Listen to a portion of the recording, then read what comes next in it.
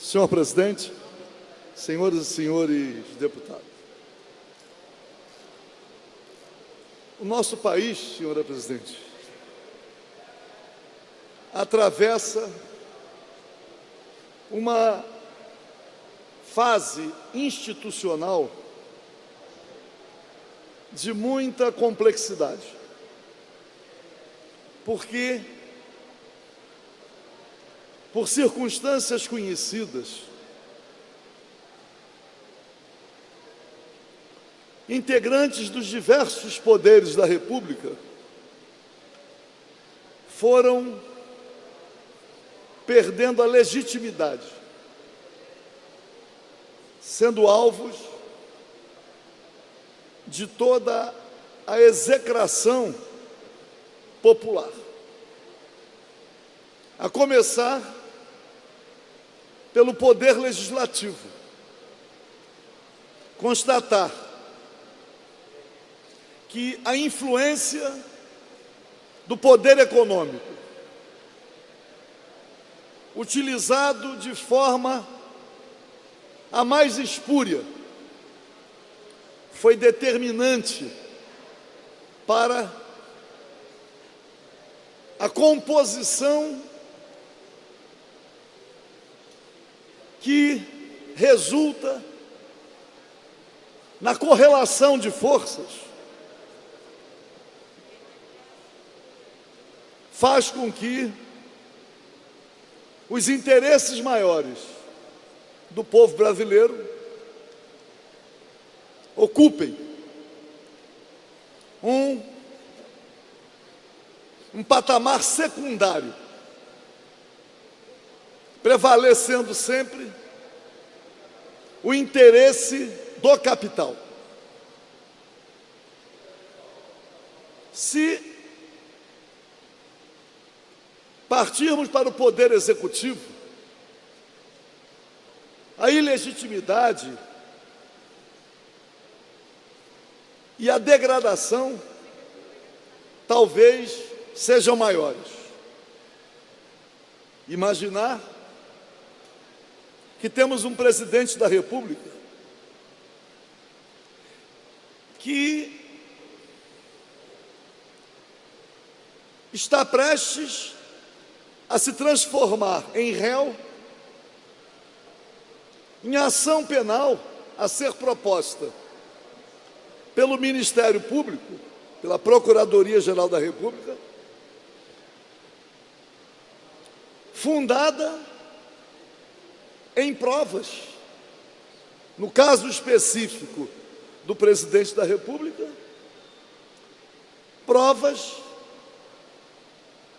que foram levadas ao conhecimento de praticamente toda a opinião pública. Presidente da República, Michel Temer, recebendo com nome falso um empresário que ainda entrou no Palácio Jaburu pela porta dos fundos e se reuniu com o presidente numa espécie de subsolo daquela habitação pública. É claro que o empresário, despossuído de qualquer escrúpulo, ainda cumpriu a tarefa de comprovar o seu relacionamento promíscuo e criminoso com o presidente da República num ato de traição, gravando a conversa.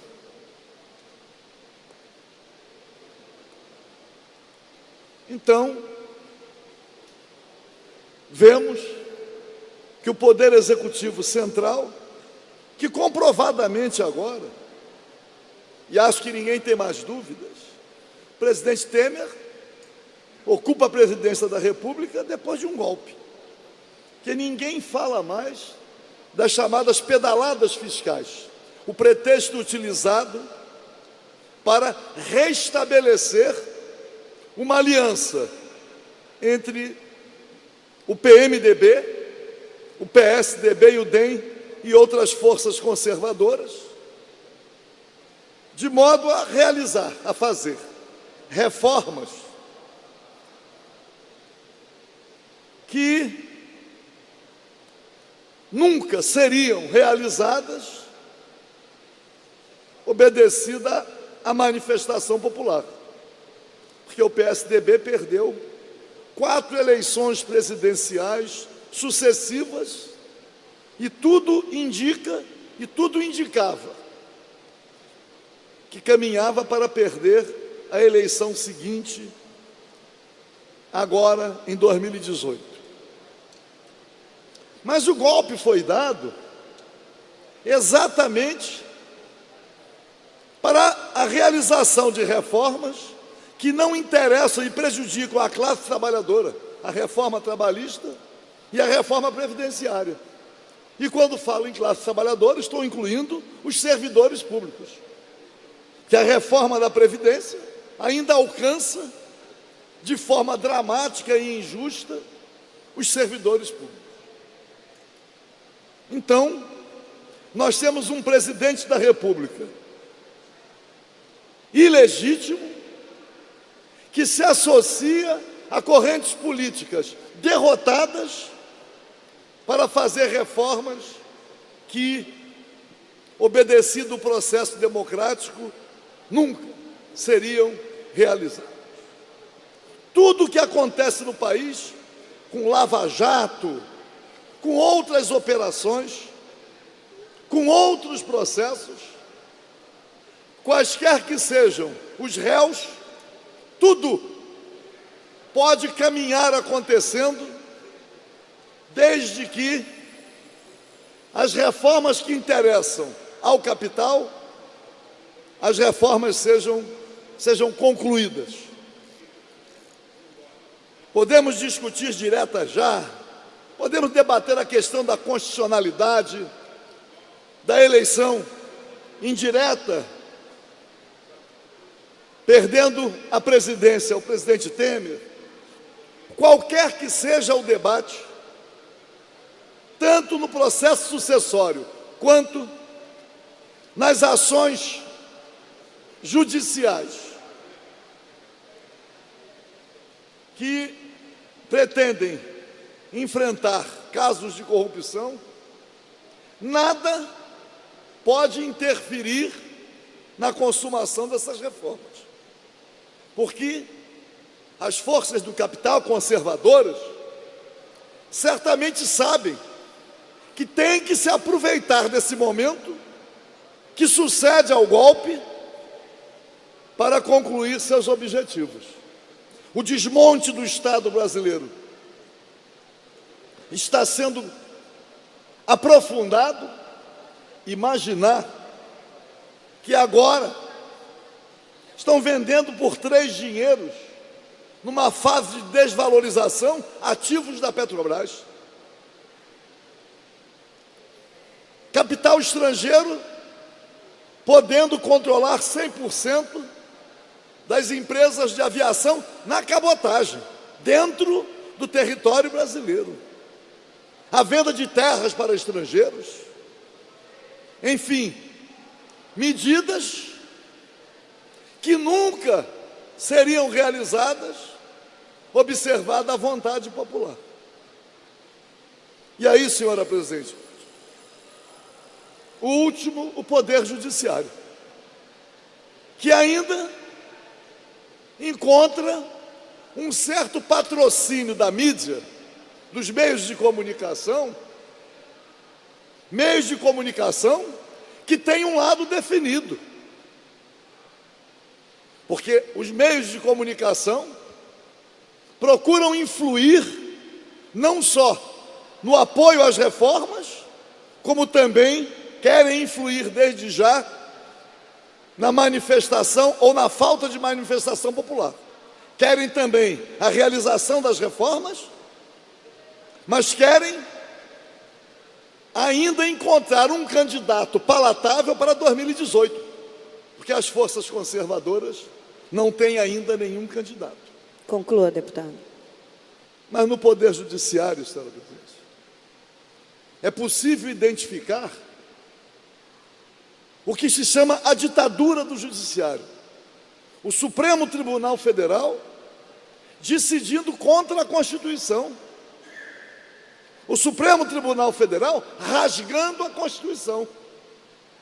E aí surge um caso que eu vou concluir, senhora presidente, porque nas chamadas delações, nas gravações até hoje feitas, em várias gravações, já surgiram os nomes de vários ministros do Supremo. Basta aparecer em qualquer gravação o nome de um ministro do Supremo para que imediatamente venha alguma reação. E o último caso, algo impensável e até inaceitável, é a suposta acusação de que o ministro Edson Fachin, relator da Lava Jato no Supremo Tribunal Federal, estaria tendo a sua vida vasculhada. Por quê? Para ser indicado ministro do Supremo, percorreu os gabinetes parlamentares acompanhado de um dirigente da JBS ou da JIF, obviamente, e o próprio confirma que se fez acompanhar. Ora, quando olhamos a delação premiada dos dois Batista, não Eike, mas a nova família Batista, é de se reconhecer que o prêmio para a sua delação, aliás, outros prêmios já foram muito vantajosos para o delator, mas os dois Batistas, o prêmio foi um prêmio escandaloso. E aí fica a indagação. Afinal de contas, quem é que pode investigar os Supremos? Na palavra do ministro Gilmar Mendes, hoje nós somos os Supremos. Quer dizer que os Supremos são agora cidadãos acima de qualquer suspeita? Os Supremos devem ter todos os atos que praticaram e que são desamoradores ocultados? Eu entendo que no caso da delação premiada dos Batistas últimos, o ministro Edson Fachin deveria ter se considerado impedido para chancelar o acordo de leniência, de delação premiada. Se ele efetivamente, e é o que está comprovado, se valeu do prestígio dos diretores da JBS para percorrer os gabinetes parlamentares, aliás, caminho necessário, todos os ministros do Supremo percorreram os gabinetes dos senadores para terem apoio para as respectivas indicações. Isto não quer dizer que o fato de ter percorrido esse caminho exigível tenha determinado uma subordinação. Mas,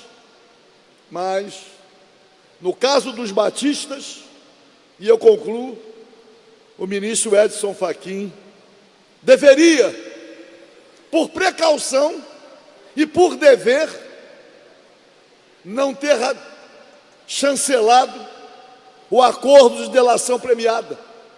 Outro ministro do Supremo deveria ter sido relator. Mas a indagação que fica para mim é a seguinte: qualquer integrante do Poder Executivo é investigado, é alvo da delação premiada. Qualquer integrante do Poder Legislativo é alvo da delação premiada e pode ser investigado. A indagação que fica: os mortais ou imortais do Supremo Tribunal Federal devem ser investigados como? Considerando que o nome de vários tem aparecido em várias gravações. Os Supremos não são cidadãos acima de qualquer suspeita.